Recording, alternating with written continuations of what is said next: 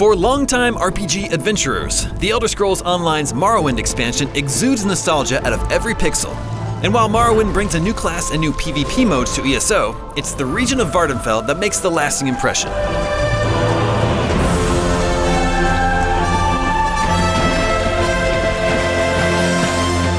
Stepping off the boat in Seyda brings back waves of memories. This expansion brings us back to the island of Vardenfell, 15 years after it was introduced in The Elder Scrolls III Morrowind. Silt striders dot the landscape, available to take you from city to city. The giant mushrooms that pepper your view serve as a reminder that this is a wilder and foreign place compared to the mostly cookie-cutter fantasy landscapes found on much of the Tamriel mainland.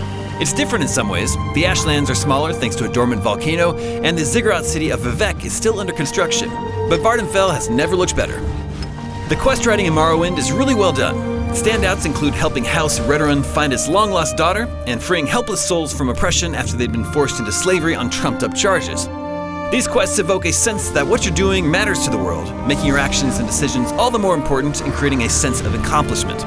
That's something that single-player games are great at, but few MMOs manage to pull off. It took about 25 hours to burn through the player versus environment content, aside from the challenging new raid. That's on the shorter side for an MMORPG expansion, but it's well worth doing for the great storytelling. However, there's a persistent contradiction in the storyline that sours the experience a little. The quests themselves prop up the idea that you, and no one else, are the hero of the world, but then you zoom out and see multiple other identically costumed adventurers talking to the same person, being told the same thing. That problem is why most MMOs don't use this kind of story, and The Elder Scrolls Online doesn't have a solution for it. Another major addition is the mostly good Warden, the first new class to be introduced since ESO launched in 2014. It's refreshing because Wardens feel uniquely more versatile in how you can play them, as compared to the 4 standard classes. A true hybrid class, the Warden actually encourages you to use a mix of its 3 distinct skill lines: Animal Companion for summoning, Green Balance for healing and buffs, and the defense-focused Winter's Embrace.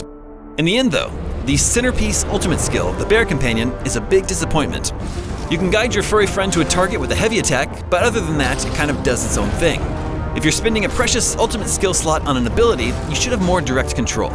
Morrowind also adds a fresh new arena-style PvP mode called Battlegrounds. Matches in Deathmatch, CTF, and Domination are exciting, but often a one-sided affair because of unbalanced teams. Level 10 players are often pitted against max-level champions, even though champion points supposedly play no role here. The drastic difference in player skill, item quality, and available abilities are just too much for the balance to bear. Set bonuses are also a factor during each match, bolstering some players' abilities to the point where you're left with the feeling that victory is less about skill and more about what you're wearing. That said, Battlegrounds are still a nice, more focused change of pace from the large battlefields of Cyrodiil.